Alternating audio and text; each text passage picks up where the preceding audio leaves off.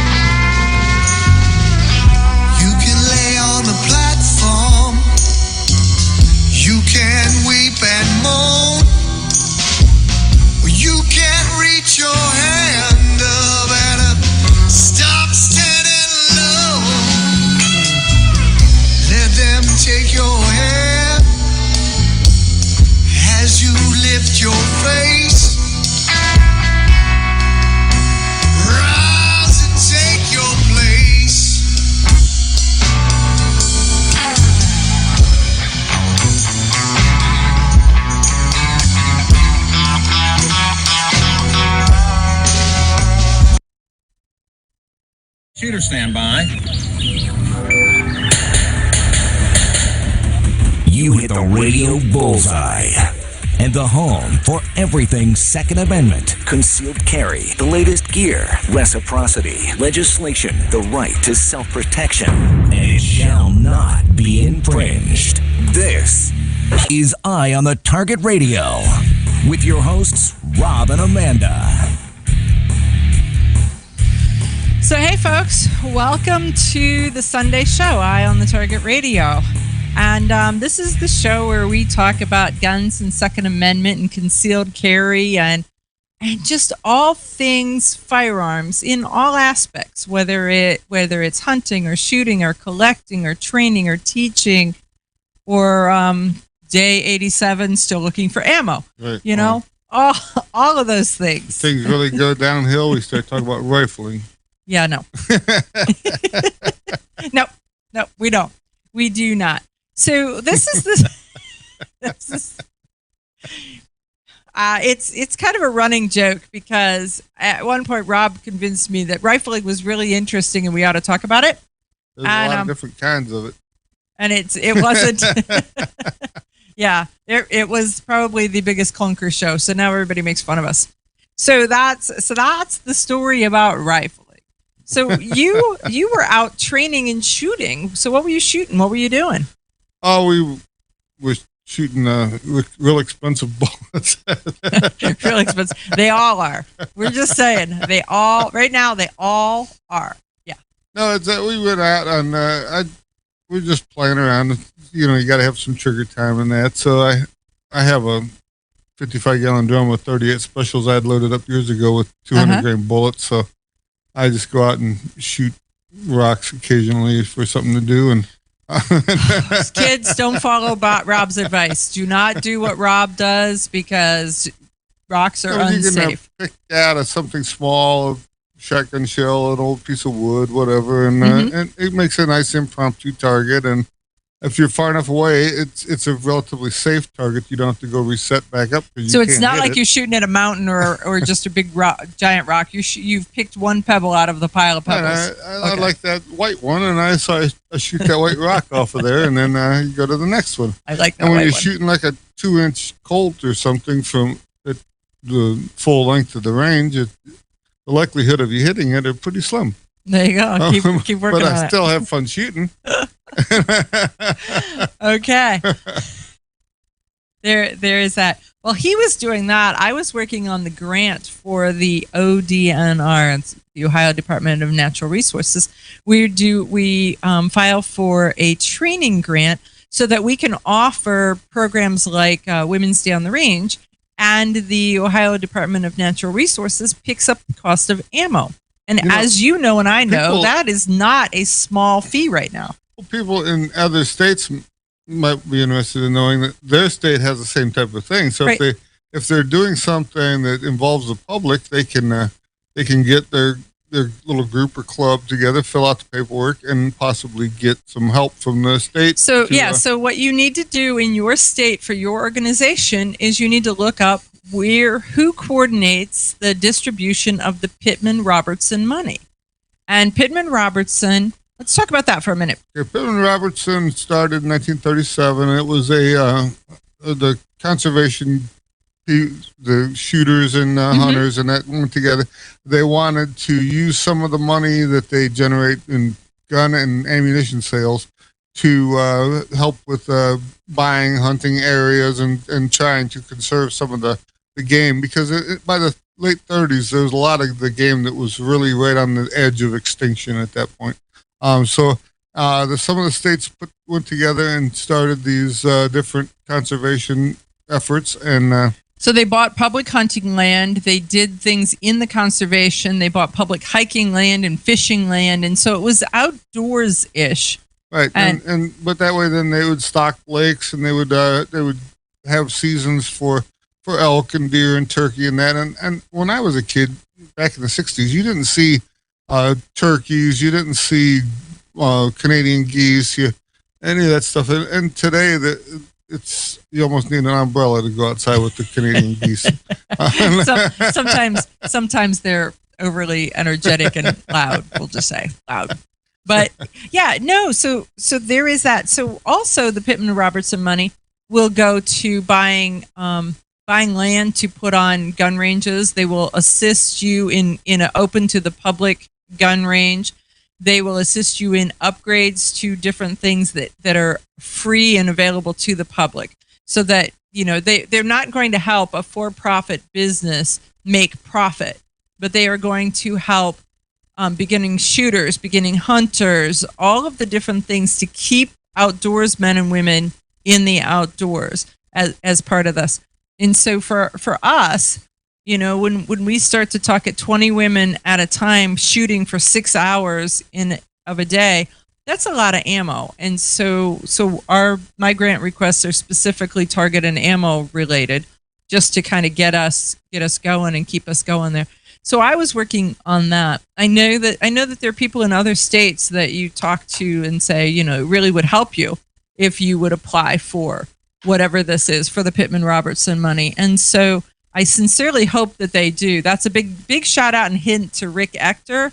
I sincerely hope that you're looking at Michigan's Pittman Robertson money. Where is it? How is it? And how can you get some assistance in the programs that you're doing? And I know that there's some other people who are looking to potentially even duplicate or copy Rick Ector, the I want to be like Rick Ector. We've talked to him about what he's doing in Detroit and his Legally Armed in Detroit and his women's program. And right now he needs 80,000 rounds of ammunition for his program. And at the current prices in 9mm, that's $1 a piece, pretty much. Yeah, pretty much. Let's say somewhere between $60,000 and $80,000 worth of money that Rick needs for a singular weekend's worth of introducing primarily inner city Detroit citizens to firearms and safety and security and operation and that type of introduction into the Second Amendment world. It's kind of funny when he talks about it that some of the people live in this city that don't realize that they can even have a gun, that they've been kind of taught by the police that it's not politically correct to have a gun. And I'm not sure, is it taught by the police or is it handed down from one person to another? But so here's Joe. It could be what they call it, local legend, and the next guy says he knows it, and so he tells you, and then you say know. So Joe says that he can't own a gun, while Joe may not be able to own a gun, and because Joe, so you didn't get the whole story, but so now everybody just believes that they're in the same boat that Joe's in, right? Exactly. Exactly. It's always best to check before you jump into that boat with Joe. You don't want to be in Joe's boat. Might find out you can get away with something that you wanted to do all your life. Right. There is all of that. So the other thing that I've got going Second Amendment related, and it's kind of got me in a bunch, is I'm going to the Ohio House for our committee hearing and testimony on Wednesday. And so this is the first time that I'm going to actually testify in front of. You're in luck because they're friendly to you. Where it's not like when they went to the DC. When Diana had to testify in front of Representative Nadler, and he was he wasn't so friendly. There's a little bit of all of that. So yeah, so it's kind of crazy. It's kind of scary. It's kind of whatever. But the thing is, it's a what are they're talking about, a sanctuary city type. Mm-hmm. I mean, it's becoming they want to do it statewide. So it's becoming more and more popular. You're reading about it in different states, different cities, different counties across the country. So there's a chance that Ohio is going to finally take the lead instead of waiting to see how safe the water is.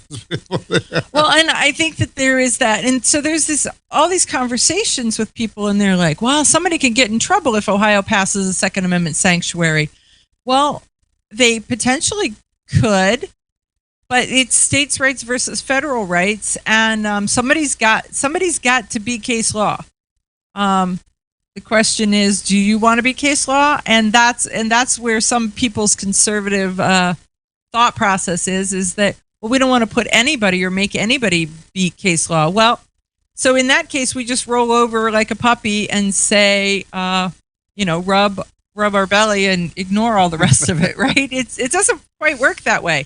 You have to say, I'm going to explain it to you, and hopefully you're not going to get in trouble. But if you're going to get in trouble, then we'll help defend you. But if the states just keep rolling over, then even though it's unconstitutional, the government will just keep pushing them. Right, that's the thing. The more that we give in, the more they try to take. So so if you stand your ground, so to speak, even though this is not the stand your ground bill, right? It actually might do some good, and they might realize that a little pushback is all they need to decide we want to do something different. So just keep your fingers crossed that I really don't stink or or blow it or make it worse, or I don't know. There's so many things swimming around in your head when you get to this opportunity, and it is an opportunity. So I'm really pleased that they had me. Okay, you ask yourself, who is this Realize Firearms Awareness Coalition, and what do they do? Realize Firearms Awareness Coalition is a not-for-profit group based in Portage County, registered as a 501c3, and organized to educate about the historical intent of the Second Amendment to the Constitution of the United States of America, to share knowledge, to enable citizens to accurately relate and defend aspects of the U.S. Constitution, to enhance public awareness and support for responsible gun ownership, and to emphasize firearms education for women who facilitate the transmittal of constitutional awareness and gun ownership to succeeding generations. How do they intend to do that? By talking to you all and having you talk back, by hosting educational summits and events. So tune in, listen, and participate. RealizeFAC.com. Your front door, your car, your gun. Safety is a habit. Gun safety and responsible storage are no different, and the best way to help prevent accidents, misuse, and theft. Cable locks help keep firearms secured. Learn how to get a free firearm safety kit. Visit projectchildsafe.org. If you have a firearm, own it, respect it, and secure it. Brought to you by the National Shooting Sports Foundation and the Bureau of Justice Assistance. Shotgun with Charlie. I'm Charlie Cook from Riding Shotgun with Charlie. Conversations in the car about gun safety, freedoms, and even a few laughs.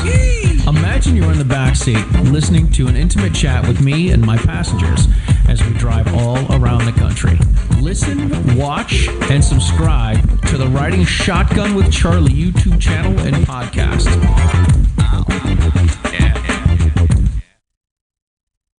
Grab your friends and head to Georgia to train with the Complete Combatant. The Complete Combatant offers a unique approach to self-defense training, layering the first signs of danger, lethal versus non-lethal decisions, and even surviving the aftermath. They offer premier firearms training with a range master certified instructor and host the top minds in our industry. See the courses offered on thecompletecombatant.com. That's thecompletecombatant.com.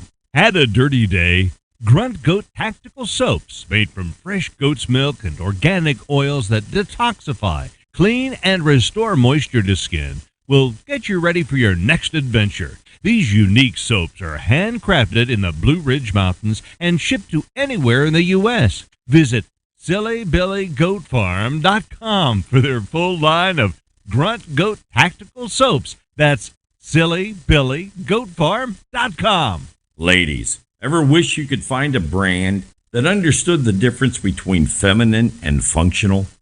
A brand that didn't make you choose between looking good and looking tough.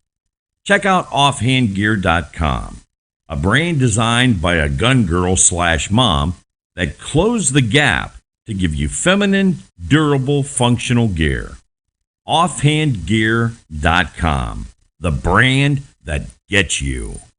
We all know rust is bad. To help keep rust from forming on your firearms, tools, and other ferrous-based items, you want to have Rust is Bad in your gun-safe toolbox and anywhere you want to be rust-free. Rust is Bad bolsters and G-strings deposit small, safe particles that coat your rust-vulnerable items. Save your valuable items with Rust is Bad. Go to www.eyeonthetargetradio.com and follow the link for more information. That's www.eyeonthetargetradio.com for Rust is Bad.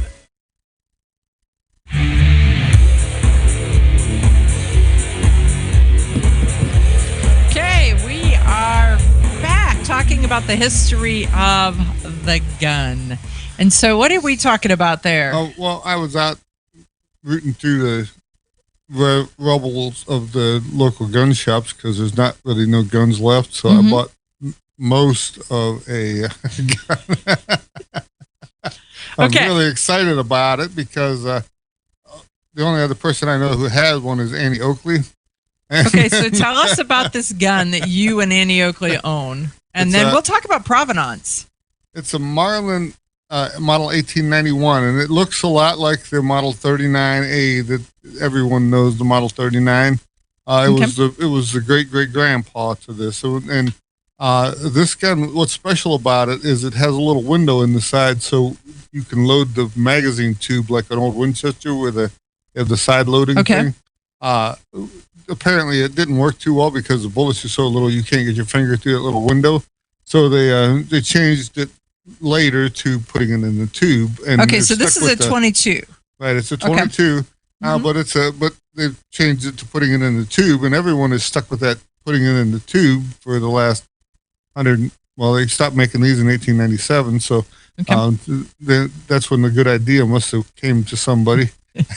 So, this ain't working there, kiddo. Let's fix it. But this one that I have, it looks like it was all nickel plated at one time. But at one time, that's always keywords. Well, it's hard to really say. I mean, 130 years hasn't done anything. Okay, so in 130 years, it has good rifling. It's all there. I mean, in that it is a very early Marlin. They lumped all the serial numbers together. They said they made about 18,000 guns in that time frame. Okay.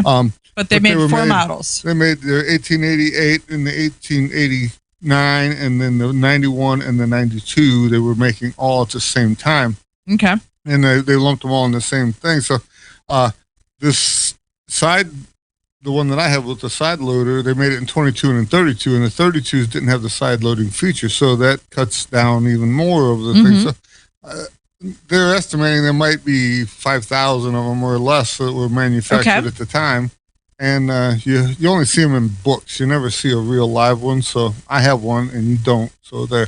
Okay, so he has one, I don't. But here's the interesting part.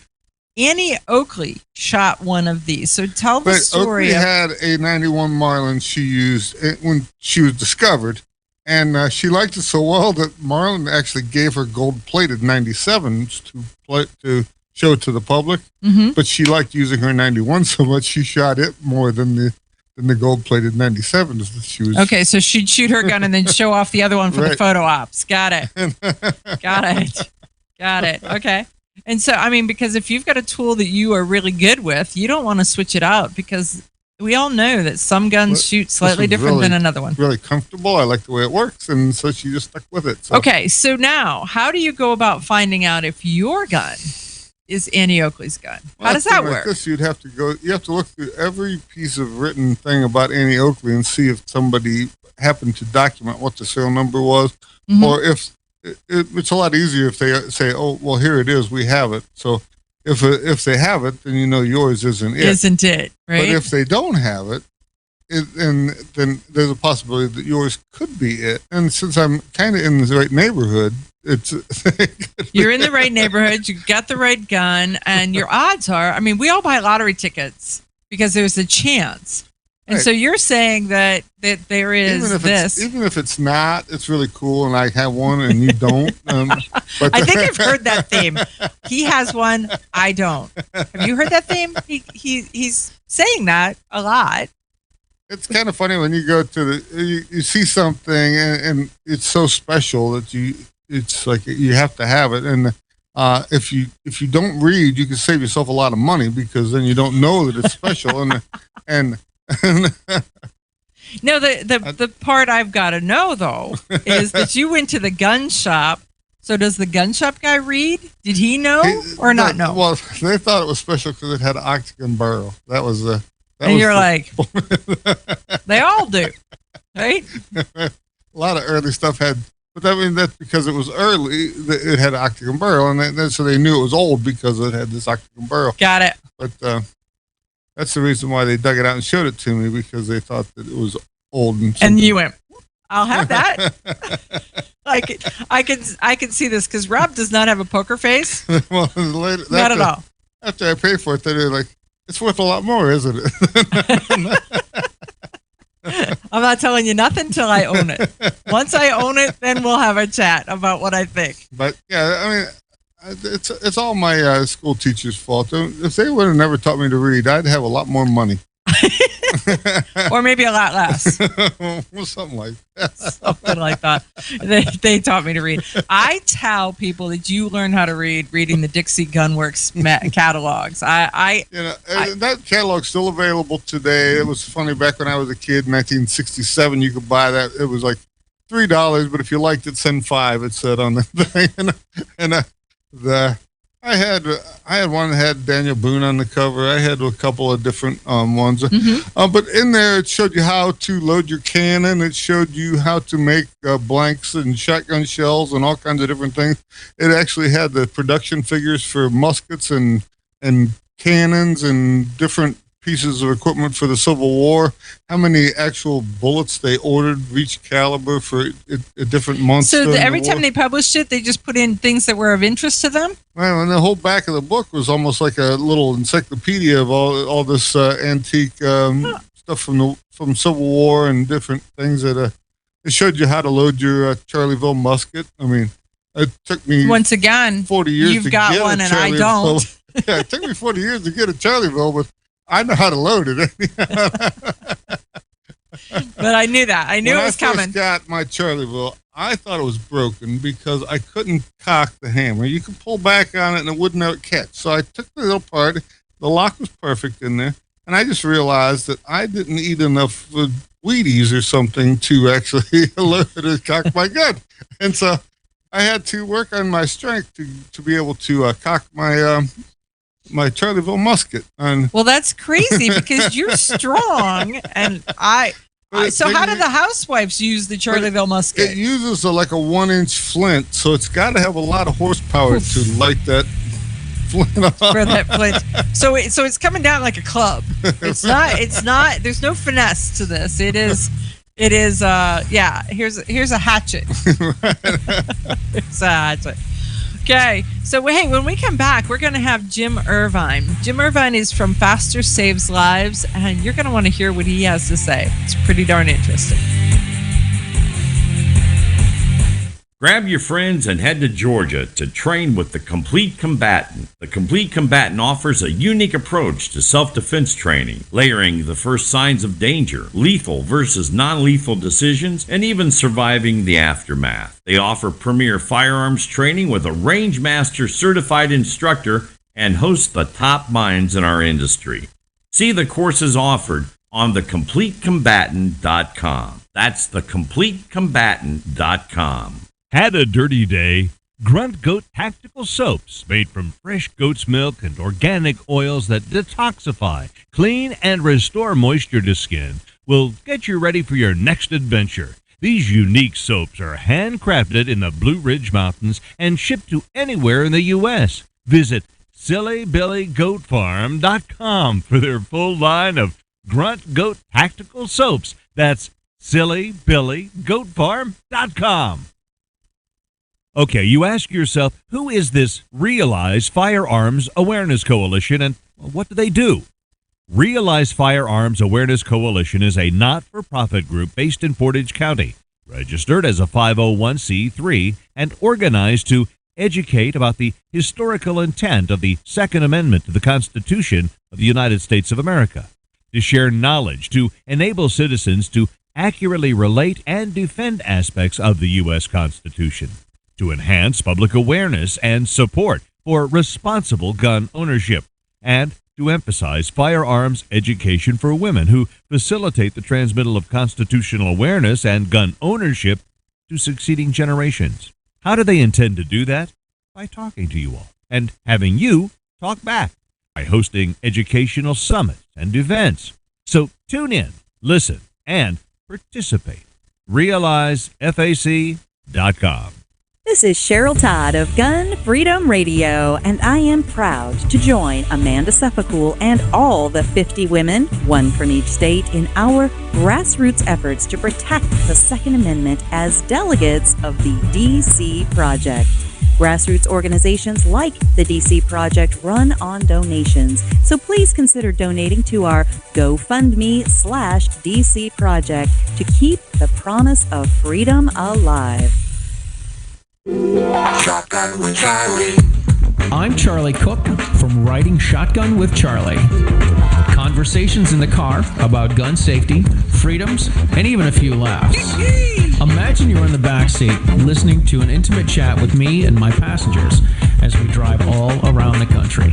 Listen, watch, and subscribe to the Riding Shotgun with Charlie YouTube channel and podcast. Ladies, ever wish you could find a brand that understood the difference between feminine and functional? A brand that didn't make you choose between looking good and looking tough. Check out offhandgear.com, a brand designed by a gun girl/mom that closed the gap to give you feminine, durable, functional gear. Offhandgear.com, the brand that gets you.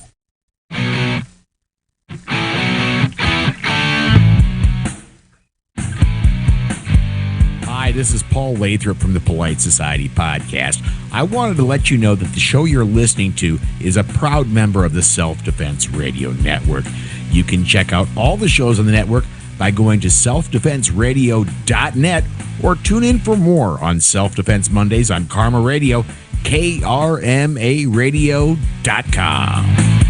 This is Dan Perkins with your Songs and Stories for Soldiers, Veterans Tip of the Day. If you're a veteran with a disability, are you interested in a program that could give you a free home? Homes for Our Troops is a privately funded 501c3 nonprofit organization that builds and donates specially adapted custom homes nationwide for severely injured post-9/11 veterans to enable them to rebuild their lives. These homes restore some of the freedom and independence our veterans sacrificed while defending our country and enable them to focus on their family and recovery. Since its inception in 2004, nearly 90 cents of every dollar has gone directly to the program to serve veterans. HFOT builds these homes where the veterans choose to live and continues its relationship with the veterans after the home delivery to assist them in rebuilding their lives. For more information, go to their website, www.hfotusa.org, and see if you can qualify for the home of your dreams. This has been your Songs and Stories for Soldiers, Veterans Tip of the Day.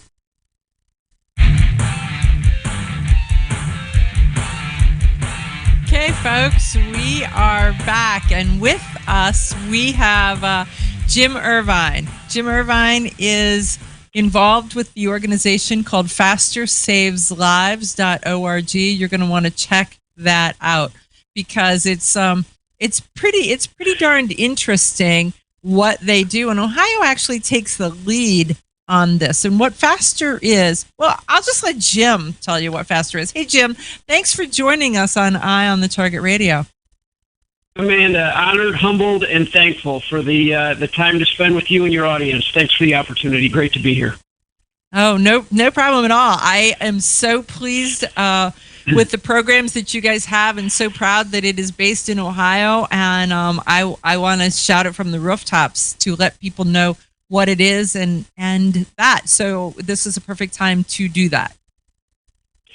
Yeah, so FASTER is it's an acronym. It stands for Faculty, Administrator, Safety, Training, and Emergency Response. And it's a program put together by our nation's experts on violence and all of this stuff, and school staff and parents to stop active killers and keep our kids from being slaughtered in these mass killings. So it's a neat thing, and it's funny. Like, as a fellow Ohioan, I was working on testimony this week.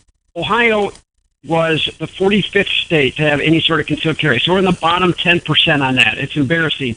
However, when it comes to school safety and security, we're one of the leading states in the nation on this, and we have really our law has enabled us to do this, and most states do. But it was kind of the combination of resources we had in Ohio and really playing the facilitator to link all of those together and make it happen after Sandy Hook. And at this point in time, we've trained something around 3,000 people from pushing 300 districts and I think 19 different states across the country in this program. So it's, outside of raising my own kids, the neatest thing I have ever been involved in. It's really cool. I do think it is too. So how did you start at Faster? Or how did Faster start with you, or how did you start it, or how? Give us the backstory.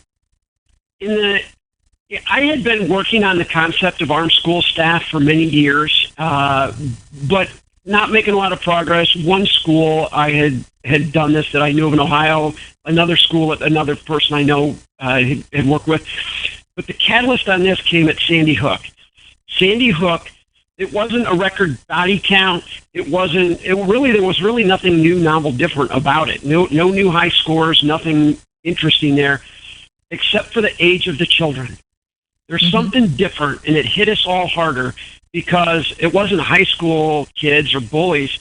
It was innocent 6 and 7 year old babies, really, who were slaughtered in this, and it just sickened me to my core. It's one of the worst days of my life, and I don't get angry very often, but I was pissed that night. I was a different person. I was angry. So, like multiple other of these events, there's town halls that follow it, and we were doing one, and my friend Ken Hansen said, look, these can't save a life. Why don't we do something that can save a life? Can we hire John Benner at Technical Defense Institute and train some school staff to actually stop the killer and end this violence? So we looked at it. I talked to him. He already had the class, and we announced it at that town hall. Media mocked us and said, teachers don't want to carry guns. Do you even think people are going to sign up for your class? I said, well, we're going to find out. And what we found out was we had about 1,000 people in 3 weeks sign up for training. And going through those school people, and we all say teachers, but the reality is there's a lot of principals, superintendents, coaches, the lunch lady, the maintenance person, bus drivers. And these people are around our kids every day, and they love them. And so to bookend the response I got, people interested, we had a former law enforcement officer for 10 years who transitioned to teaching. He said, I carry a gun every place I go, except in the school to protect my kids. Now, well, right. Who thinks that makes good sense? This is a guy who's actually keeps his law enforcement accreditation. So you're in the class. And on the other end of a spectrum was a lady who said, I don't like guns. I've never shot a gun. I'm afraid of guns. My friends tell me I'm anti-gun. Could you help someone like me? And I called her up, and this woman changed my life because although she decided this program is not for her, and it's not for the majority of people in schools, that's fine. There's nothing wrong with that. But what she opened my eyes to was that she was willing to face a primal fear, if that's what it took, to keep somebody else's kids safe. That is a special kind of love and devotion. And while everybody knows Mama Bear is the fiercest creature in the woods, and mothers do anything for their kids, that's true. But no cat dies for another cat's kittens, only its own. That is true throughout the animal kingdom. The exception to the rule is we have school staff who will die not only for their kids, but for our kids. And I saw that love and devotion in this lady. She, in just a short conversation, it changed my life, and I've been addicted to it ever since. And then our first class, logistical nightmare. It was cold. It was the weather was horrible. There were all kinds of logistical problems. But the teachers and the school staff that showed up worked hard. They performed hard. They excelled. Teachers make good students, and they did really well. And at the end of it, we just thought, well, we can't train 24 out of 1,000 people, pat ourselves on the back for a good job, well done, and walk away. So we changed some things logistically on pricing and ammo and stuff, and made them put some skin in the game. And we did a second class and a third class. And it's really, there was never a plan for a program, but it has evolved into this because our schools and our parents and our communities and our law enforcement and everyone wants the kids to be safe at school. And we continue to look for better ways, but the bottom line is this so far is the best anyone has come up with. And I am honored to play my small role in this and help and facilitate it. And it's the bottom line is it works. Yeah, and I agree with that. I mean, there's so much data that shows that if there's an active killer, when they're confronted by someone, they will stop. And they will stop in a couple different ways. But the end result is they stop killing our children. And so when you... Exactly. I'm sorry. So when you say that you will help other people, folks, if you want to be in contact with Jim Irvine, just go to the website, Eye on the Target Radio, send me an email. I'll forward it on to Jim, and he will be in contact with you because he'll make himself available and connected so that you've got that contact. Well, Jim, this week I received a survey from the League of Women Voters, who is going to jump into the arming school teachers conversation. And I forwarded it to you. So what was your thoughts on that survey? Well, it's interesting. So the League of Women Voters has a record in Ohio of opposing the right to self-defense and, protecting your family and things like that. So the first thing was looking at their informational packet and their research sort of stuff. It wasn't that actually was a lot better than I thought. It didn't come out with like huge biases. There are biases in it against us, but it's not overtly horrible. But their survey is kind of comical. I mean, it has some really good questions. Let me see. Should the state government be involved in determining which schools should be armed? That's a great discussion point. And our point, there's valid points on every side. People go, look, we should have a uniform standard for safety. It shouldn't be up to each district. I agree with that. We should. That makes sense to me. But this is not a one-size-fits-all thing. So you can't mandate that every district has the same size school because they're not the same. You can't mandate they all have the same number of school buses. You can't mandate the same percentage have to be on federal subsidies. It all depends on the district. And safety shouldn't depend on the district, but how we implement that safety is the same as all of these other things. And it's a local control thing. The other thing is local control can make adjustments much quicker than state law. And we've seen schools do that where they're like, look, we're not concerned, we're not doing this. All of a sudden they have a concern, they have a real threat. Well, guess what? They can change their rules instantly. The state law, you can't do that. So the bottom line is our students are safer with local control. And I used to be on the other side of that. I started out 8 years ago working to do this in state law and set up the rules on it. But as it takes so long to pass a law, but before we finished, various school districts were telling me the neat things they were doing, and it was things we'd never thought of to address problems we had never even considered and didn't know existed. There we go. So, hey, Jim, I need you to hang on because this is such a good topic, but we're getting ready to head for a commercial break. So, folks, we're talking to Jim Irvine from Faster Saves Lives, and check it out. We'll be back.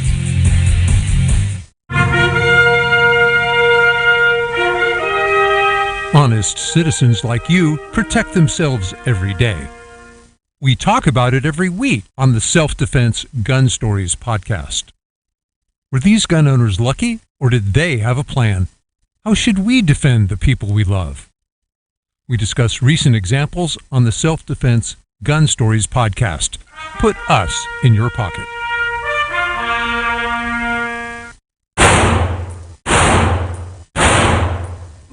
Hi, I'm Janelle Westrom, owner of Davenport Guns and Davenport Shooting Club. At Davenport Guns, we do so much more than sell firearms. We advocate for increased personal safety and security, not just for you, but your whole family and community. Go to davenportguns.com to see our online inventory and browse videos, articles, and things we just find entertaining. Sign up for our newsletter to learn more.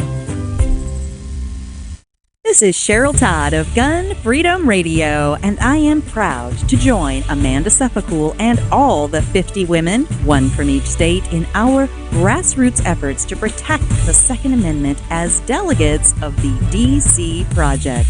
Grassroots organizations like the DC Project run on donations, so please consider donating to our GoFundMe/DC Project to keep the promise of freedom alive. Ladies, ever wish you could find a brand that understood the difference between feminine and functional? A brand that didn't make you choose between looking good and looking tough. Check out offhandgear.com, a brand designed by a gun girl/mom that closed the gap to give you feminine, durable, functional gear. Offhandgear.com, the brand that gets you. Okay, you ask yourself, who is this Realize Firearms Awareness Coalition and what do they do? Realize Firearms Awareness Coalition is a not-for-profit group based in Portage County, registered as a 501c3 and organized to educate about the historical intent of the Second Amendment to the Constitution of the United States of America, to share knowledge, to enable citizens to accurately relate and defend aspects of the U.S. Constitution, to enhance public awareness and support for responsible gun ownership, and to emphasize firearms education for women who facilitate the transmittal of constitutional awareness and gun ownership to succeeding generations. How do they intend to do that? By talking to you all and having you talk back, by hosting educational summits and events. So tune in, listen, and participate. RealizeFAC.com. Shotgun with Charlie. I'm Charlie Cook from Riding Shotgun with Charlie. Conversations in the car about gun safety, freedoms, and even a few laughs. Imagine you're in the back seat listening to an intimate chat with me and my passengers as we drive all around the country. Listen, watch, and subscribe to the Riding Shotgun with Charlie YouTube channel and podcast. Had a dirty day? Grunt Goat Tactical Soaps, made from fresh goat's milk and organic oils that detoxify, clean, and restore moisture to skin, will get you ready for your next adventure. These unique soaps are handcrafted in the Blue Ridge Mountains and shipped to anywhere in the U.S. Visit SillyBillyGoatFarm.com for their full line of Grunt Goat Tactical Soaps. That's SillyBillyGoatFarm.com. Okay, we are back with Jim Irvine from Faster Saves Lives. FasterSavesLives.org is the website and the organization. You can check it out. But the interesting thing, and I'm gonna circle back. When you're teaching some of the teachers how to be armed and how to provide that first line of defense, there are others who say that a gun and carrying a gun is just not for them. Or there are some who say, I will do anything and can do anything that you want me to do. And so you also teach emergency medical, a true kind of a triage type of medical. So, Jim, can you touch on that a little bit? Yeah, so there's three basic components to this program. The mindset and thinking about this stuff. The shooting gets all the attention because the guns are cool, controversial, sexy, whatever. And then the medical stuff that no one pays attention to, but the reality is that has saved more lives than everything else combined through our program in 8 years. We've got many lives saved through medical stuff. Now, lots of us have had first aid training. I used to be a lifeguard. I've done lots of first aid. Schools are really good about having boo-boos or Band-Aids for fixing boo-boos. They get lots of them, and that's cool. Where they're lacking is trauma care. A kid cuts it, and it doesn't have to be a shooting. It could be a shop accident. It can be a car accident. It can be a bleacher collapse or a sports injury, or we've seen like hands through a glass, different things. One of our number one leading causes of death from injury is simply we bleed to death from our arms and legs. These are completely preventable, easily treatable injuries. All we've got to do is stop the bleeding. But we let our kids bleed out and die in our schools instead of treating them under this idea that it's somebody else's responsibility. And it is just an absolute nonsense thing that our schools have talked themselves into. I'm an airline pilot. I am legally and morally duty-bound to protect the lives of my passengers on my airplane. It's the law. Well, guess what? The school has a duty to protect the children and its staff members while they're at school. It's the same basic concept. And they need to do that, and it is their responsibility, and an active killer or an injury doesn't change any of that.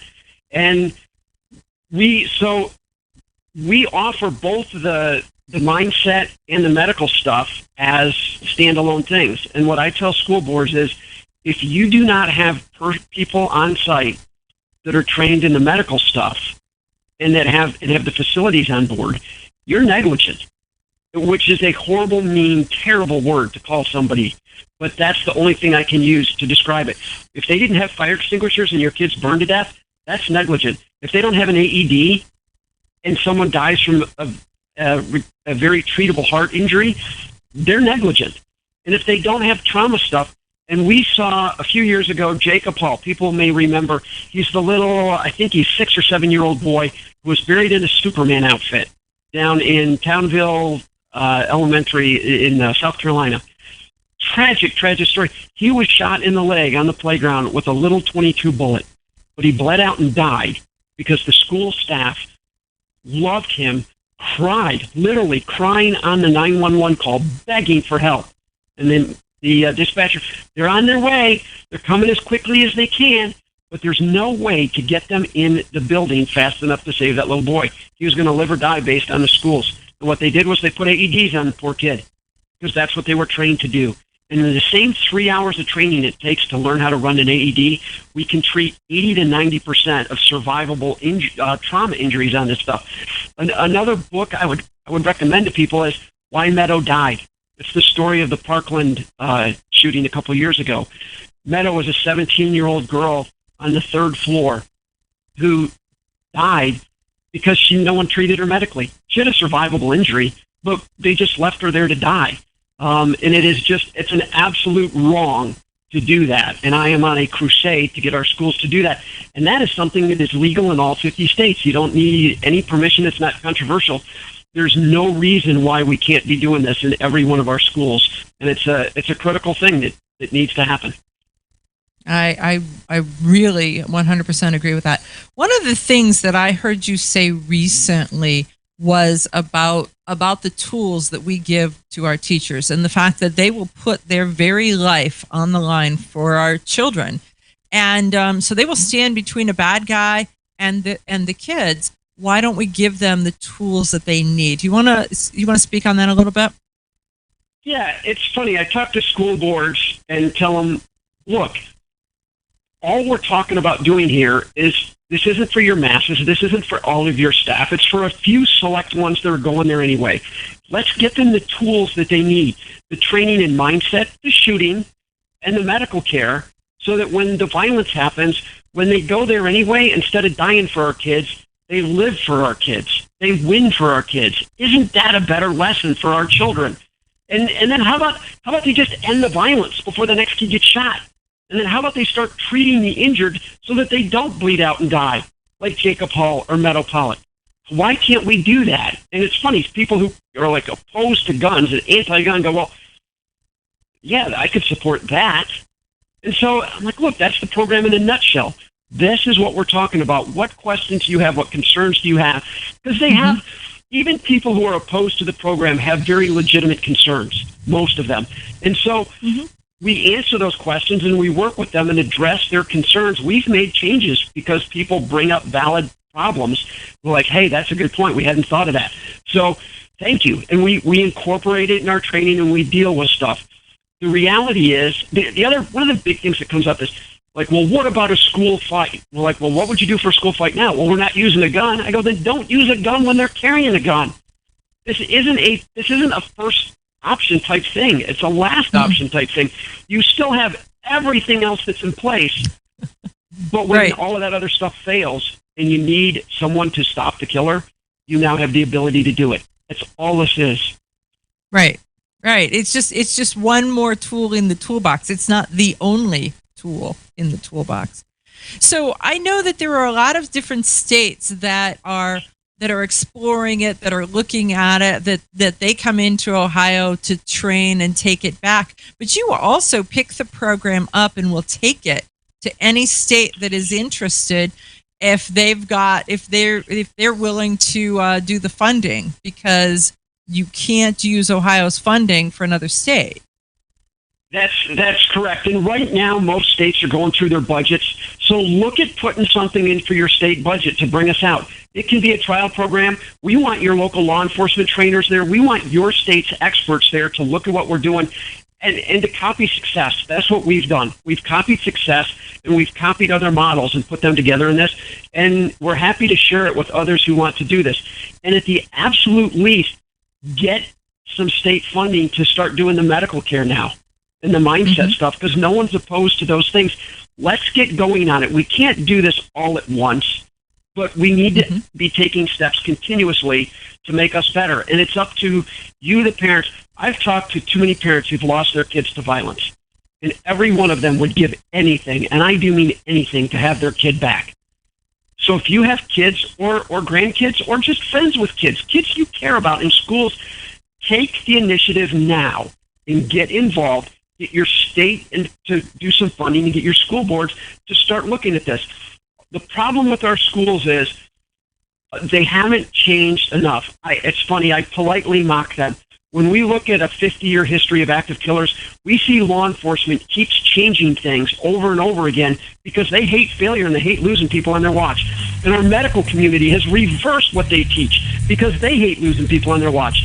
And our educational community keeps repeating the same mistake, and our kids keep dying. It's not acceptable. It's time to change. It's time to do better. It's time to do right by our kids. So get involved and make that difference. That makes so much sense, because it's just, we've got to be involved so that we take care of our kids. Jim Irvine, fastersaveslives.org, folks. I cannot say enough about this program, and I know that it is traveling across the country. So you could have it in your state, you could have it in your city, you could have it in your municipality. All you have to do is start rattling some cages, showing some interest, and getting involved. So, Jim, thanks so much for joining us on Eye on the Target Radio. Thanks for the opportunity, Amanda. You do great work. It's an honor to call you a friend. Thanks. Okay, you ask yourself, who is this Realize Firearms Awareness Coalition, and what do they do? Realize Firearms Awareness Coalition is a not-for-profit group based in Portage County, registered as a 501c3 and organized to educate about the historical intent of the Second Amendment to the Constitution of the United States of America, to share knowledge, to enable citizens to accurately relate and defend aspects of the U.S. Constitution, to enhance public awareness and support for responsible gun ownership, and to emphasize firearms education for women who facilitate the transmittal of constitutional awareness and gun ownership to succeeding generations. How do they intend to do that? By talking to you all and having you talk back, by hosting educational summits and events. So tune in, listen, and participate. RealizeFAC.com.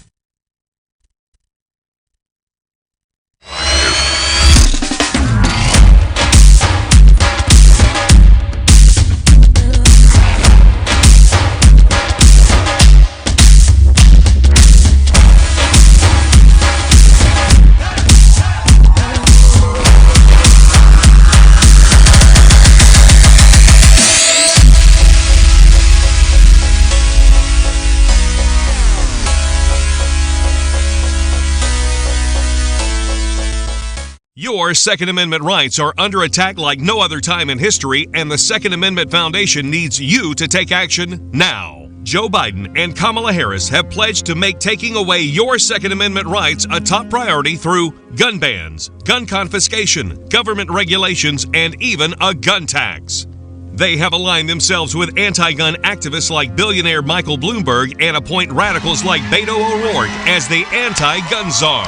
The fight begins now with your text of Protect 2A to 474747. Text Protect 2A to 474747 to pledge your support and become a Second Amendment first responder.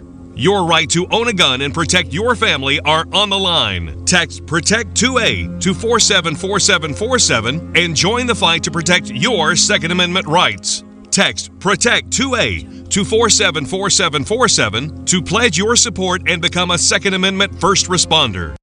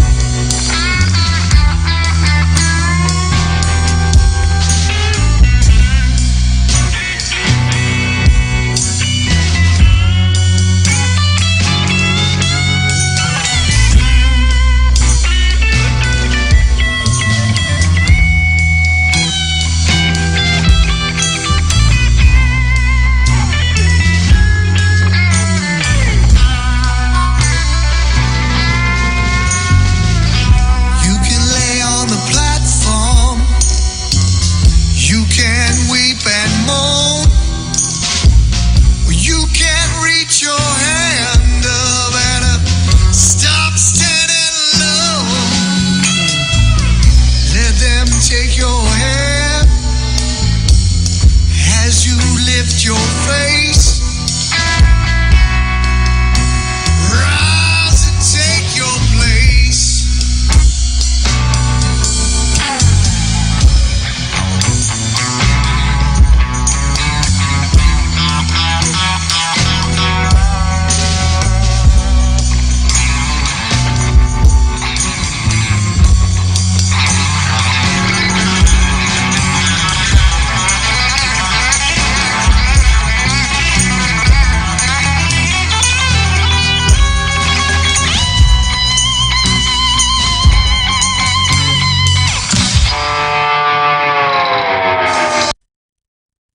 Prosecutor, stand by.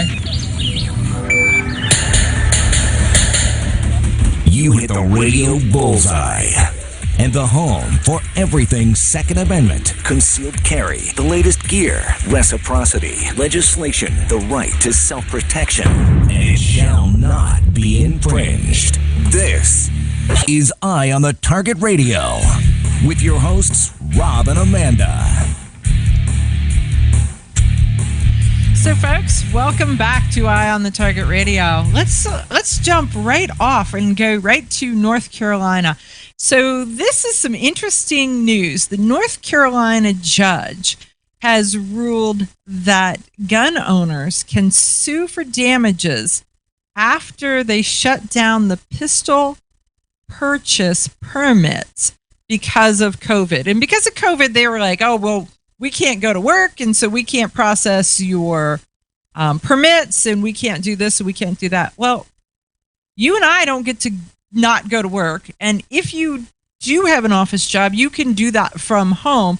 So why could they not process these documents? They didn't process these documents. I'm editorializing. They didn't process these documents because they didn't want to, not because they couldn't.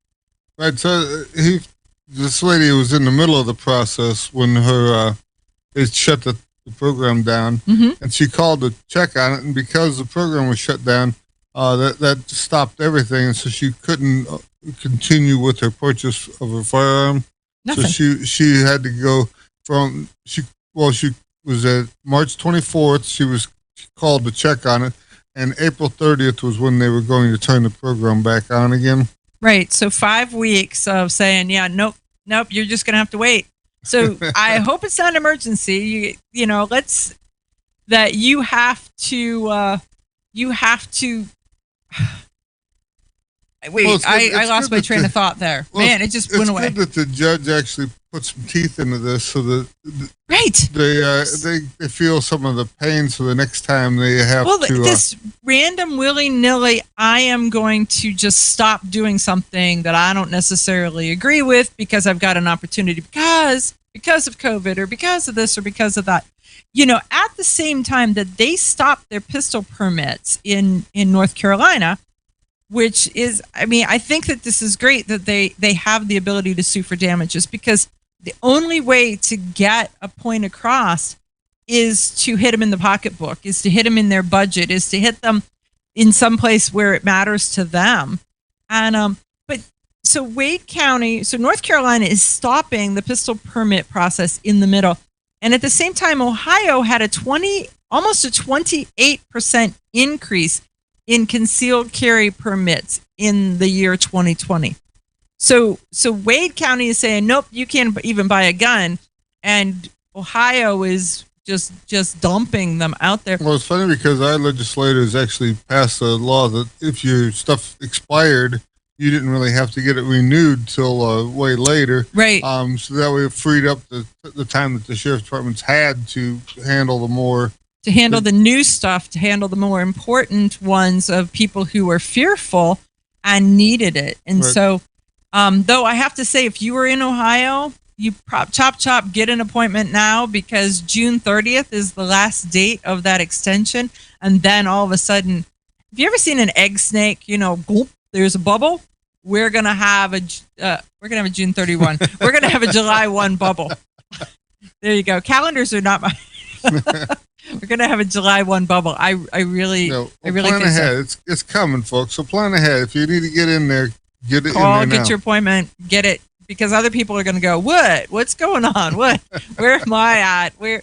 So you know, the other thing that Ohio did was Ohio, in response to this, because I know we're seeing Michigan has the same kind of thing where they're talking about permits being extended out 8-10 months, and we were looking like that for a little bit. And our legislators, one, did the thing about extending current licenses so they didn't expire. And two, they opened up the entire state so you could go any place that had an opening, as opposed to prior to that, it was you could only go within your county or any surrounding county. So now if there is a county that is very good at processing, they can take more and more people simply because for them, I mean, it really is about 6.5 minutes worth of work using a database to net income for. They get a $50 for everyone they can handle, so it actually boosts their budget. In there to make it happen. So they could be budgetarily, financially motivated to process more of the state's permits, because then it could impact the bottom line of their budget. There's no doubt about it. Right, and you think about it, a lot of that stuff is they got to take your picture and your fingerprint and then you put it in the computer, and then the computer does some magic stuff and then comes back and says yep or nope, and then the little printer prints it. So that you got like 10 minutes of dealing with you, and the rest of it's all waiting for the computer. They say the tack time is like 11 minutes. So, and part of that is waiting. So you could actually be processing one, waiting for the second one, processing that one. The thing that gets me is they make me go and buy a passport photo, and then they take when I your get there, picture. they take my picture. So why don't they just take extra pictures while they're there? That way they're sure they got the same guy and everything. I don't understand that, because then they just take that picture and staple your head to the paper.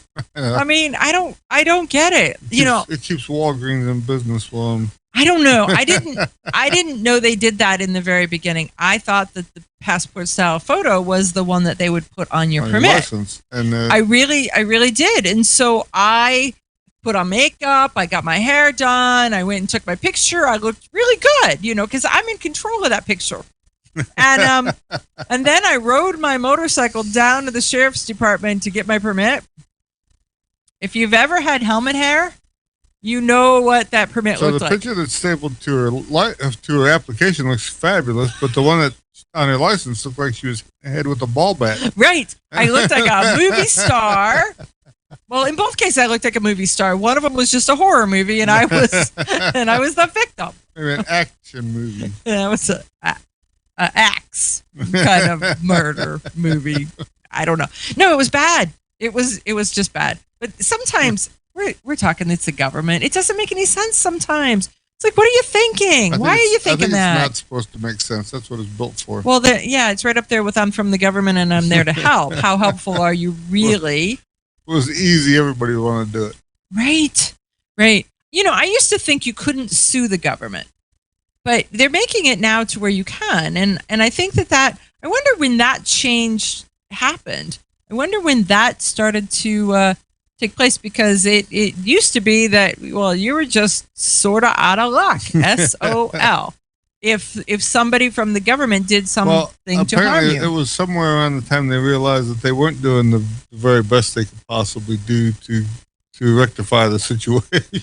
I don't know. I mean, you hear some stories. I mean, you hear stories, and there's some people who are so amazing that work for the government, and they're helpful and they're responsive, and there's all that. And then there's that one. And it only takes one to ruin the reputation of your state or your county or your whatever, right? There's somebody who's supposed to be doing something and they're not doing it, whatever that is. I don't know. So, you know what we forgot to do? We forgot to tell them about car arms. Well, get on it. They could have buy themselves a nice Tommy gun or a Desert Eagle pistol. Well, car.com is one of our sponsors. And I just got a text from one of the people who works in the Tommy gun warehouse. And they are looking to start offering an expanded lineup of concealed carry items. And so they reached out to get my opinion on which ones do I think, based on the fashion shows, go better or more that the customers like better. And so that was an interesting, and I was really grateful that they reached out. So I gave them some context, I gave them some names, but the Tommy Gun Warehouse is definitely a place to stop. It's like a destination. It's a vacation destination, if you will.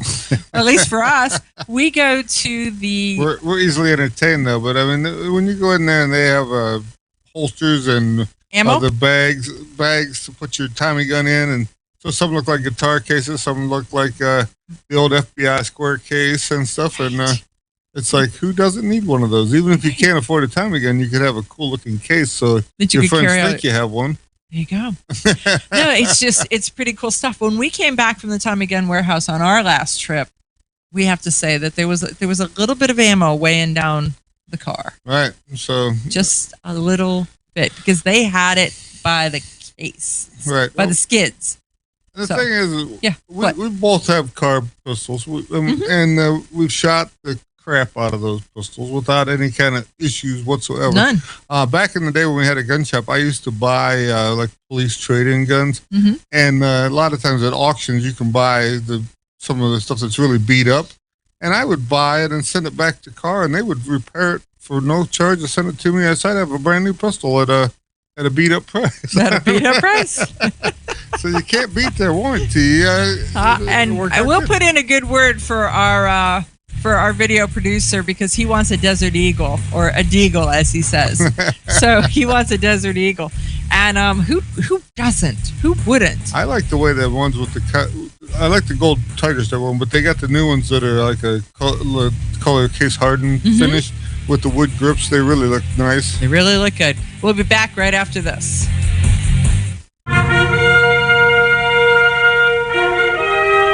Honest citizens like you protect themselves every day.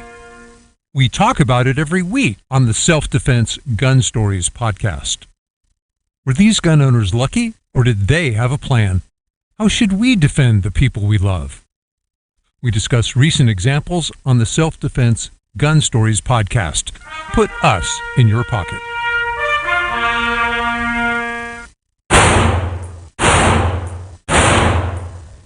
Hi, I'm Janelle Westrom, owner of Davenport Guns and Davenport Shooting Club.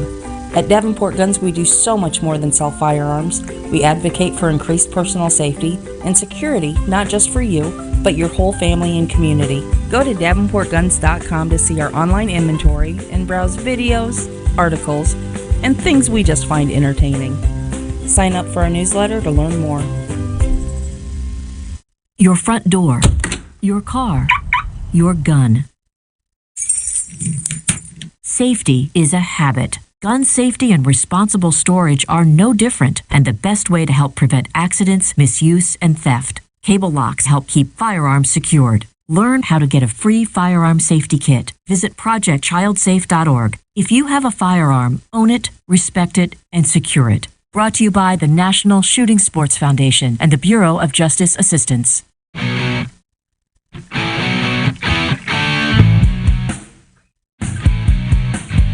Hi, this is Paul Lathrop from the Polite Society podcast. I wanted to let you know that the show you're listening to is a proud member of the Self-Defense Radio Network.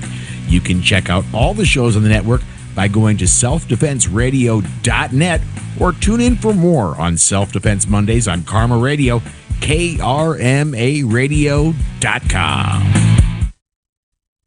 This is Cheryl Todd of Gun Freedom Radio, and I am proud to join Amanda Suffolcool and all the 50 women, one from each state, in our grassroots efforts to protect the Second Amendment as delegates of the DC Project.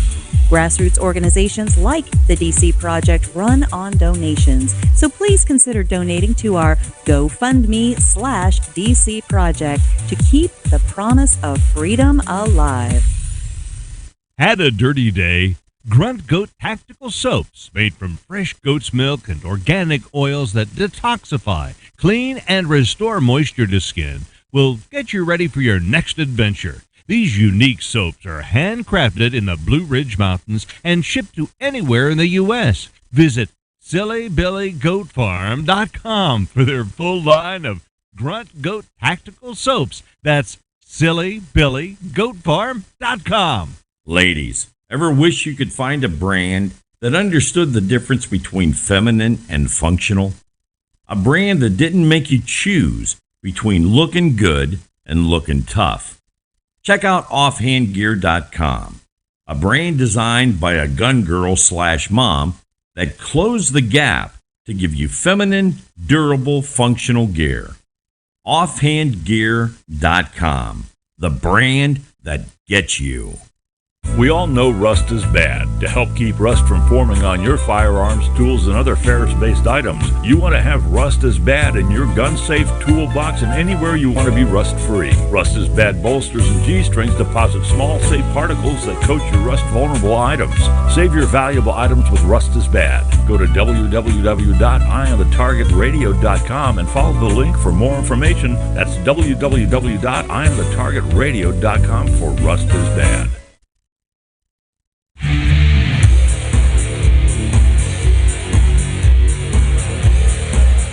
Okay, we are back. So, welcome to Eye on the Target Radio with Rob and Amanda. What? There we go. So, hey, Virginia's got some in the news. You know that there for a while, Virginia was allowing online concealed carry classes to issue permits for in-state and out-of-state concealed carry. Well, then, I think that would be the perfect answer to the COVID-19 crisis. Right, but no, it's not. Because what happened was then Virginia said, I'm not going to offer reciprocity to anybody else. And so they stopped it. And when they stopped it, all the other states said, well, I'm not offering reciprocity to Virginia. And so they stopped it. And then Virginia went, sorry. So this is like, so there. Is that yeah, double dog dare ya, back at you, buddy. And so those things all happened. And so when you were traveling, you really have to pay attention to the state laws of the states you're going through. You think that it's good, and then maybe it's not good because your governor may be fighting with that governor or vice versa. So anyhow, and Virginia, it changes regularly, so pay attention. Pay attention. Just because you've always gone to that state doesn't mean it's still you can go there next week, just because you did it last week. So that was all that. But so the Virginia went, never mind, and then they were back to offering reciprocity. So that happened. Well, then in the height of all the COVID stuff, they started to pass a series of laws that say that their online video training is no longer sufficient or enough. And so we're in the middle of the COVID thing. They had accepted it up to COVID, and then all of a sudden they're like, never mind. We're not doing that. I love this. My governor can beat up your governor. No, have you seen my governor? Pretty much my dog can beat up my governor. And my dog's not real big. We'll just say. So anyhow, so this whole thing in Virginia is kind of going to where Virginia is turning to where they're going to be more and more strict on gun laws. They want more regulation. Well, they had passed a bunch when the last time they got a bunch of Democrats into this stuff, and they were doing a lot of things with gun laws. Hence that huge last January what they did march with that they were. Yeah. Everyone came from all over to go to. And then this year, the lobby day with Virginia's VCDL and how they tried to block that. So they've got kind of a history of the fact that the people, the rural people and the city people in Richmond are not on the same page. No, they're not on the same page at all. So you're going to see that Virginia is trying very hard to make it more stringent, make it harder to get a concealed carry. That's the path they're at. Then they were headed down a path with House Bill 2276 that was going to ban 80% lowers. And so the conversation there is where the first state goes there, the rest of them are going to pile on because they think it's a great idea. The thing is no crime. I've seen a couple of things. They say that no crime has been committed with these so-called ghost guns. Mm-hmm. Well, that's the new term they've given them. So the 80%, that may be 80%, maybe 60%, whatever that number is. Right, they just don't come with a serial number on them. So they're non-serialized. You buy them. You have to do a little bit of work to them, supposedly 20%, sometimes a little more. They sell little brackets that you can put them in to do the work, and I actually did one just as a science project to see how hard it was. It was actually very simple. So it's simple for a machinist. Would it be simple for a housewife? It would be simple for anybody. The biggest thing is that it used a wood router. There's this tool, you clamped it on. It used a wood router. You need a shop vac because it generates so much chips and stuff that you got to clean all that stuff out. So either somehow to blow the chips out or to suck the chips out of the thing so you can see what's going on in there. Mm-hmm. But it was if you followed the instructions, it was easy as 1, 2, 3, and you couldn't mess it up. Sure, you couldn't. It was really simple, and like I say, it was surprised me because we just used a regular yellow and black, I don't know, DeWalt, I believe, router, the wood router, and this kit come with all the brackets. You bolt to your router and bolt to the part, and then it fits together, and you run number 1, and then and then it gives you the bits and everything. And then you change to these pins for number 2, and then you change the depth of the tool. You go in and run number 2, and then you change the depth of the tool again, and you put the number 3 pins in, and it only allows you in certain areas by how deep these pins are and stuff. Mm-hmm. And so, like I say, it was really simple. I mean, even if you didn't really know anything besides how to read, there you go. You're back into trouble again. There you go. Reading is fundamental.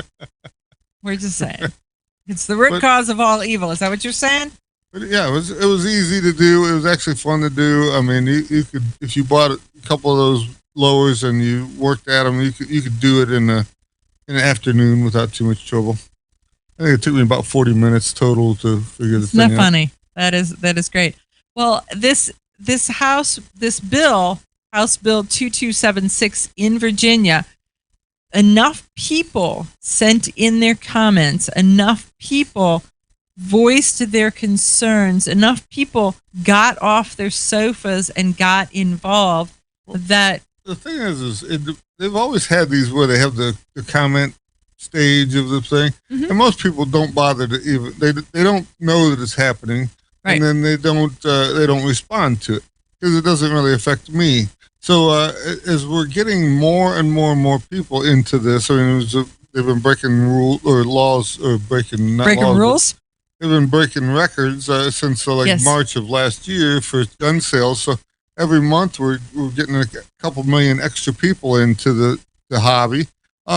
These people are seeing that some of this legislation's aimed at them, and they just got here. So and they just got here, and they're seeing how hard it is to get ammo, how hard it is to buy a gun, what the steps are, and they're like, "But I need a gun now." Well, nope, you got to wait 10 days, or nope, you got to get a Ford card, or nope, you got to get this training, or nope, this hoop, and then jump through that hoop, right? And they're saying, well, it's easier to buy a toaster than it is to buy a gun than it is to buy a toaster or whatever. It's like, right. Yeah, I don't think so. I don't think so. But it's pretty interesting. Well, anyhow, the Virginia Senate has announced that there's no further action on this bill that potentially was working toward banning 80% lowers. So your voices were heard. So keep up that work. Pay attention and keep up that work. Grab your friends and head to Georgia to train with the Complete Combatant. The Complete Combatant offers a unique approach to self-defense training, layering the first signs of danger, lethal versus non-lethal decisions, and even surviving the aftermath. They offer premier firearms training with a Range Master certified instructor and host the top minds in our industry. See the courses offered on thecompletecombatant.com. That's thecompletecombatant.com. Had a dirty day? Grunt Goat Tactical Soaps, made from fresh goat's milk and organic oils that detoxify, clean, and restore moisture to skin, will get you ready for your next adventure. These unique soaps are handcrafted in the Blue Ridge Mountains and shipped to anywhere in the U.S. Visit SillyBillyGoatFarm.com for their full line of Grunt Goat Tactical Soaps. That's SillyBillyGoatFarm.com. Okay, you ask yourself, who is this Realize Firearms Awareness Coalition, and what do they do? Realize Firearms Awareness Coalition is a not-for-profit group based in Portage County, registered as a 501c3, and organized to educate about the historical intent of the Second Amendment to the Constitution of the United States of America, to share knowledge, to enable citizens to accurately relate and defend aspects of the U.S. Constitution, to enhance public awareness and support for responsible gun ownership, and to emphasize firearms education for women who facilitate the transmittal of constitutional awareness and gun ownership to succeeding generations. How do they intend to do that? By talking to you all and having you talk back by hosting educational summits and events. So tune in, listen, and participate. RealizeFAC.com. Ladies, ever wish you could find a brand that understood the difference between feminine and functional? A brand that didn't make you choose between looking good and looking tough. Check out offhandgear.com, a brand designed by a gun girl / mom that closed the gap to give you feminine, durable, functional gear. Offhandgear.com, the brand that gets you. We all know rust is bad. To help keep rust from forming on your firearms, tools, and other ferrous-based items, you want to have Rust is Bad in your gun-safe toolbox and anywhere you want to be rust-free. Rust is Bad bolsters and G-strings deposit small, safe particles that coat your rust-vulnerable items. Save your valuable items with Rust is Bad. Go to www.eyeonthetargetradio.com and follow the link for more information. That's www.eyeonthetargetradio.com for Rust is Bad. Your front door, your car, your gun. Safety is a habit. Gun safety and responsible storage are no different and the best way to help prevent accidents, misuse, and theft. Cable locks help keep firearms secured. Learn how to get a free firearm safety kit. Visit projectchildsafe.org. If you have a firearm, own it, respect it, and secure it. Brought to you by the National Shooting Sports Foundation and the Bureau of Justice Assistance. Shotgun with Charlie. I'm Charlie Cook from Riding Shotgun with Charlie. Conversations in the car about gun safety, freedoms, and even a few laughs. Imagine you're in the back seat listening to an intimate chat with me and my passengers as we drive all around the country. Listen, watch, and subscribe to the Riding Shotgun with Charlie YouTube channel and podcast.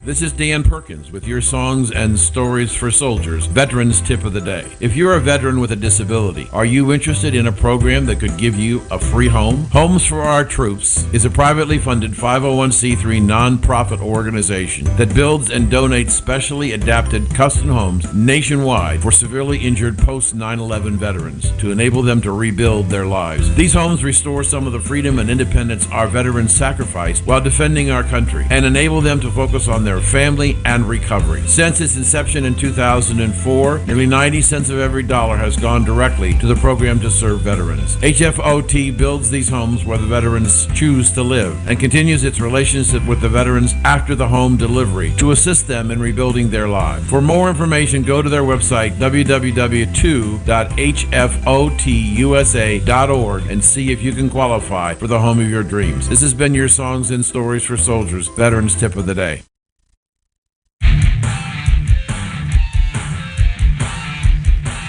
Okay, so I don't want to make a whole show talking about anti-gun legislation that is in Congress because that just makes your head want to pound. And so we're only hearing about two, right? So House Resolution 127 and the Senate bill or something 5717. That's all you're hearing about too, but there are so far 15 that have been submitted, and I don't think they're all in here. Well, we had seen something about it. One of the was a House Bill 8 or 88 or something was one that they had just been working on too. So there's plenty of them there, and there's plenty more coming. So pay attention. I mean, it's not just they're not just out to get us. The one I was reading was House Resolution 545 is from a Democrat from California would like to ban members of Congress from carrying in the Capitol. I wonder who that's aimed at. I don't know. So I think it's either Lauren Boebert is making enough noise, or they or or they really don't like Marjorie Taylor Greene either. So those two ladies are rocking it pretty hard. But Lauren Boberg managed to get a concealed carry license, and they're still trying to give her grief as they inspect her at the door coming in. But then, did you see that there was a $5,000 fine if a member of Congress bypassed the metal detectors? But they're allowed to bypass the metal detectors, except Nancy's going to fine them. Except for then, somebody caught Nancy bypassing the metal detector. And so they turned her into the Capitol Police. The Capitol Police said that they had to see her. Well, since there's already 2 people at the metal detector that work for the Capitol Police, there's that. Okay, so John Petrolino is saying House Bill 8, sponsored by Republican Chris Smith from New Jersey. Is that a good one? Is that a bad one? I don't know. There's some interesting things going on. There's plenty of them coming at you. They are. So I want to send you all to Bearing Arms and to Cam. Cam Edwards does such a great job of documenting what is going on. And so he's got the guide to guns, the bills introduced into Congress, and it's a video, but there's also an article. So look it up, Cam Edwards at Bearing Arms, Cam and Company, and he will keep those up to date because he's on it. He is tracking those. He's looking at them. But this one is one that has some interest, at least in my opinion, and that is House Resolution 405, which is the Lead Act. They don't just necessarily go after the gun. They're after the ammo and every other thing with it. So this actually, lead endangers animals daily is what it stands for. That's their stand for. Yes, it's their acronym. California Democrat who has introduced this bill. And so he wants, if you're going to hunt on United States Fish and Wildlife Service jurisdiction land, well, then you have to use this non-toxic shot. But the interesting thing is we just talked earlier about the Pittman-Robertson money. And what did the Pittman-Robertson money do? It was used to buy land that is under the United States Fish and Wildlife Service's jurisdiction. So it's your money that bought land that this guy then says you can't hunt on, even though you used hunting money to buy the land so that you could hunt on it. But now he's going, well, he's going to give you a loophole. You can buy the non-toxic shot for $40 a box versus the standard $13 box. Right. So they're saying a rough estimate of the amount of time it takes for you to get ready with practice and all that stuff. The difference in cost could mean that you could have bought a new gun at the beginning of the season with the old shot and still had the same cost. Right. Well, we had that guy on, John on, that was talking about tungsten and tungsten shot, and it's available. So there is that, but it's harder on your gun. Right. So there's tungsten, there's bismuth, there's regular steel, there's a bunch of different things. So there's right now, if you're hunting ducks and geese and stuff like that, you do have to use this non-toxic shot. But they want to use it for everything. So everything. So just know that all of that is coming at you like a freight train. There's no doubt about it. But we're gonna just keep an eye on a couple of these bills. Some of them are more ridiculous than others, and some of them, like the one in Virginia, by your action, you can shut down, you can stop, you can get the focus off of it. So, okay. So why don't you talk about this one? Well, this here's another thing they're going to vote on this week. They're talking about, you know, how President Biden has said all these new gun laws he's going to do. This one here is the Charleston loophole. They want to close this down. The Charleston loophole goes back to the South Carolina shooter who he had went through normal channels, bought a gun, went through the background check, everything, and was able to purchase the gun because the law enforcement agency that had whatever dirt on this guy that he's So done he had something already wrong. broken some laws that precluded him from buying a gun. Right, but nobody bothered to fill out any of the forms and turn it in so that it showed up on the background check. What they found was that some departments were waiting 6 months to do a mass entry. So instead of timely entry into, you've got a criminal, the criminal's status changes, and you do that, they were like, yeah, we'll get to it when we get to it, whatever that is. And Dylan Roof fell through the cracks. And so in June of 2015, he shot people at Our a church. governor at that time, he actually went in and made it so that in Ohio they had a date that they had to do all this stuff within. So he proactively made this so that there's a law, and so there's already a law. You're supposed to do this. This is called, you work for the government, you do your job. There is that thing. But apparently there must have been a loophole in the fact that they didn't bother to put a timeline on how that thing worked for the job. So they went back in Ohio, they put a timeline, so you had to do it in a certain amount of time, or I don't know. Or what? I don't know what the penalties would be. Or I'm going to shake my finger at you. Right. Well, right. Or all of a sudden you got to buy lunch for a week. Who knows? I don't know. I don't know. I don't know what the punishment is, and I don't know when something like this happens. Is the punishment enough? Whatever that is. But the state's not going.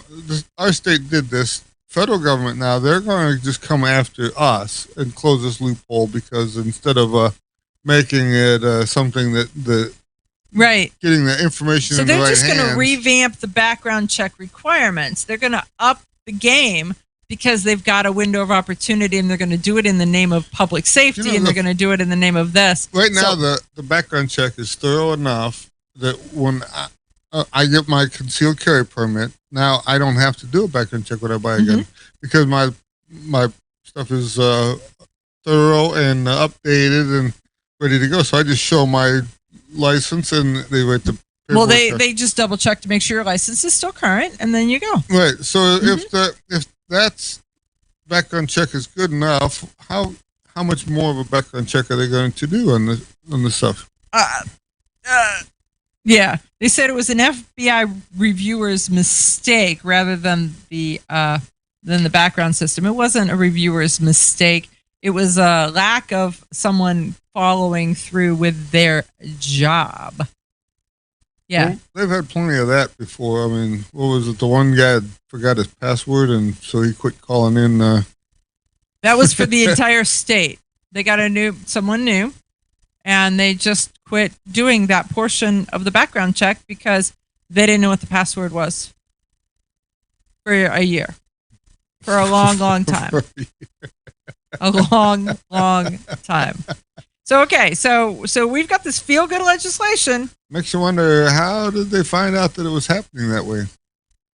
Right. Right. Yeah. So Charlie Chambers says faster saves lives would have stopped the mass murderer. And that really is the activities associated with, and we've seen this at other churches, where an active or an armed response, a quick armed response will shut down the shooter. They had the one church shooting said last year or so that where the guy made the shot from across. It was extremely fast, and and so the loss of the lives lost there were singular as opposed to it being counted as a mass murder, because he was stopped. He was stopped dead in his tracks, I guess is the word. But I don't know. I don't think you're supposed to say that when they shoot somebody. But I think that's the reasoning for that saying. That's what it means. He was stopped right then, right there. But if you intend to do someone harm, then they should use whatever force is necessary to stop you. So good on them. We'll be back right after this.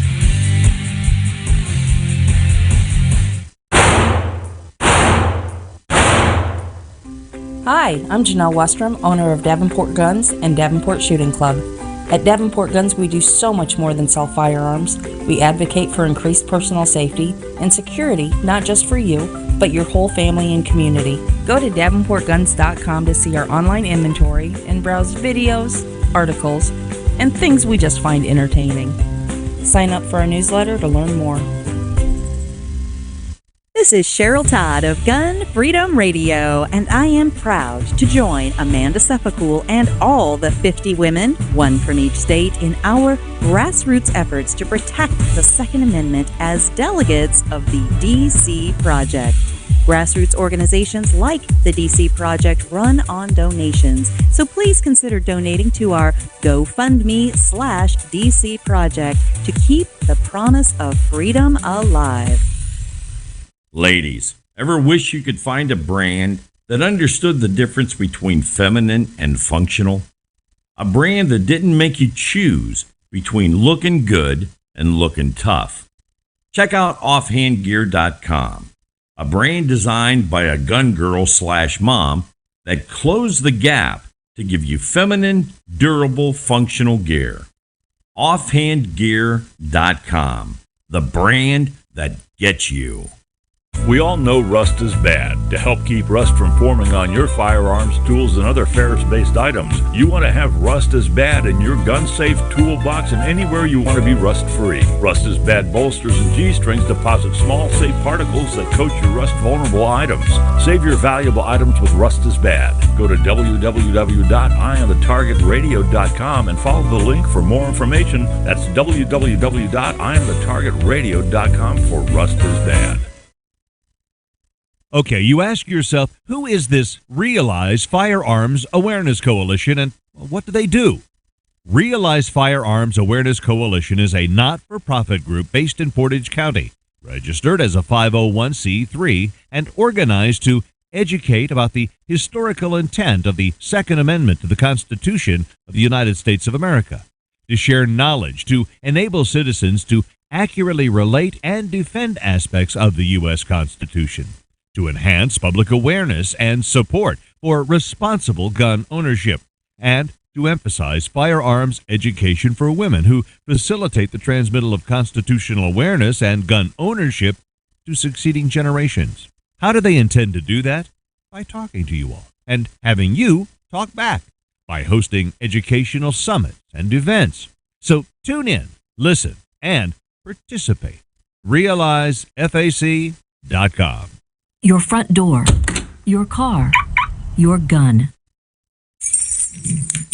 Safety is a habit. Gun safety and responsible storage are no different, and the best way to help prevent accidents, misuse, and theft. Cable locks help keep firearms secured. Learn how to get a free firearm safety kit. Visit projectchildsafe.org. If you have a firearm, own it, respect it, and secure it. Brought to you by the National Shooting Sports Foundation and the Bureau of Justice Assistance. Grab your friends and head to Georgia to train with the Complete Combatant. The Complete Combatant offers a unique approach to self-defense training, layering the first signs of danger, lethal versus non-lethal decisions, and even surviving the aftermath. They offer premier firearms training with a range master certified instructor and host the top minds in our industry.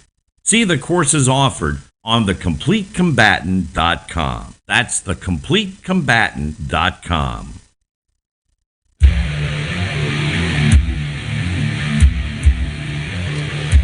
Let's talk. Hey, what is it? Day 87, no ammo?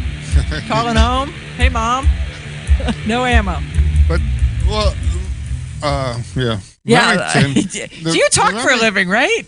The Remington portion of the ammo industry says that they're back up and running, full operation and going. Now, they had been stopped for why? Well, when the bankruptcy broke the whole thing up, everything had stopped, and then they sold each component off to different places. But why would they stop a viable going company? Well, I guess it's not viable if they're in bankruptcy. Right, But somebody has to be responsible for the cost of equipment and bullets and payroll and all that stuff. And if there's nobody got money, then no. Well, there's that. Okay. So anyhow, they're up and running again. They say we have bullets and we are sending them out. I wonder what their actual market share of bullets are, and what is their effect on like the primers and other things that they manufacture that other smaller little companies use around the country. Well, the interesting thing is do they make primers, or were they not buying them so it got to trickle down around them? Remington makes its own brand of primers, but whether they make, do they just assemble them here? Do they make them here? How does it go? But anyhow, Remington's, are those primers used in other manufacturers' bullets? Mm-hmm. So now, since that line went away, they've moved over and taken the other stuff. So now the stuff that I was getting is no longer available because this manufacturer has moved in. Because Remington, so if Remington was getting the supply and then they stopped, then it got diverted. Think of it as a stream. Right. That part of the stream got blocked, so it got diverted, and other people got rain. So depending on how much of this stream this was, is this going to bring back some of this ammo and components to the market? So the question is, are they making primers? So are they going to help the industry? Or are they just a consumer of, and so are they going to cause it to be more dry? Always made their own bullets because they have a couple specialty bullet things. Mm-hmm. They made their own cases. They made their own primers and gunpowder. For years, DuPont and Remington were the parent companies, and so they used IMR powders almost exclusively. And so how this works now in the divorce, who got the baby and who got right, all of that. So what brands does Remington make? I mean, what name brands? You've always seen the Remington in the green and yellow box, and then they made it UMC, which was for a while it was green and white. Sometimes it was yellow, but it just stood for Union Metallic Cartridge. Right after the Civil War, Union Metallic Cartridge was a big company, and Remington was in financial trouble, so they bought the company and they made it. Then later on in the 20s, Remington got back to where they'd used up all Union Metallic Cartridge's money, and they were still back in the straits. And so Peters Cartridge Company, and I'm sure you've seen Remington Peters, and they have a fabulous birds on the box and bird dogs and all this stuff for the shotgun ammo and everything. Peters had bought the Remington, and they went till they ran out of money. So Remington spent them out of money. It's sort of like Zsa Gabor, right? Until she runs out of her husband's money, then she gets a new one. DuPont had bought Remington, and so it was Remington DuPont for a long time. I mean, it even says on your gun box and that DuPont was the... and then DuPont called it quits. Right, and so they sold off, and that's when the holding company had bought them. So at that time, they bought a lot of companies. So Marlin, AAC, the suppressor company and stuff like this, Para Ordnance, a lot of different companies were all brought under this one umbrella. And it was run poorly. The quality control had issues and stuff. So eventually they finally finished it off, and then it sold it at auction. So, like I say, the ammo is up and running. The Ruger says that they bought the Marlin line. It will be shipping Marlins on the third quarter, I believe, of 2021 here. Okay. And there's other companies that have bought the handgun lines and stuff like this. So they're all getting back to work and getting things going. So, but I think the ammo, this may help the ammo shortage in the long run. So it should help ammo availability, but maybe not reloading supplies themselves. Right, and it's all going to be kind of slow coming back, like it or not. I mean, we've bought everything that looked like a primer, or a bullet, or gunpowder, so they got to fill up a pipeline before it gets to you. And when they start it, when there's a trickle, everybody's there grabbing it and setting it aside. And grabbing some of it is because it's like, well, I could buy it for $10 and sell it for $40 over here at the gun show. So you'll find scalpers for a while are going to do it. Hopefully they get stung with a big pile of stuff that they overpaid for and they can't get rid of. So right, yeah. There's a. You could only hope. Anyhow, that's what happens to the scalpers. capitalism in action. So do you think, like, if you have a Remington gun, will they honor the warranties or stuff, or will it be a whole nother I have company? some Remington guns, and I'm going to have to find out because we'll see if that stuff's been abandoned now or if they're going to actually pick it up. I know that the Remington Gun Company said 870s were the first thing they were putting back on the thing. Mm-hmm. Hopefully they're going to go to the Wingmaster line with the real steel and aluminum parts, and instead of the Express line where it was mostly plastic and injection molded. Scalpers can always shoot their ammo, if nothing else. Right. So well, there is that. It could be worse to be stuck with it. I mean, that or pizza, right? Right. I don't know anybody scalping pizzas, but okay. Okay. I mean, I think it's really, really kind of interesting because but when you run down through the history like that, it's like, wow, they have good designs that have been poorly run for 100 years. All gun companies, if you look at it, Ruger's the only one that actually really makes money. Mm-hmm. The rest of them, if they don't have a government contract, they run right on their shirt tail because the margins are not very big, and we're experiencing record gun sales now. It used to be back in the day, you got one for your birthday or for a special occasion, or when the old one finally broke. It wasn't that you buy a gun a month because it's a good idea. And it'll go feast and famine for them, so that there's a run on guns, and so they have to make, and then everybody's got some now for now 3.5 year cycle. And all of a sudden you see 20 years after they quit making them, they're still selling them because they can't get rid of the old ones. Right. So there's a lot of that.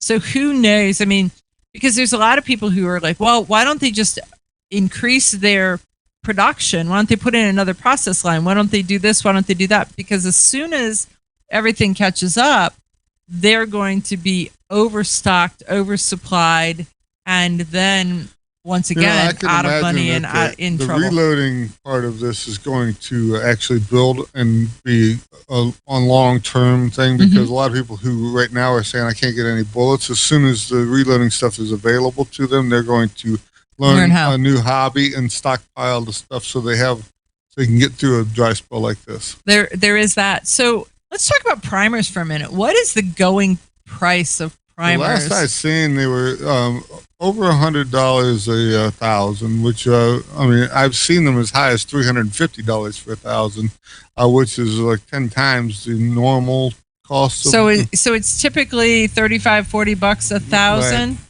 And now it's $350. Yeah, there is that, and it's crazy.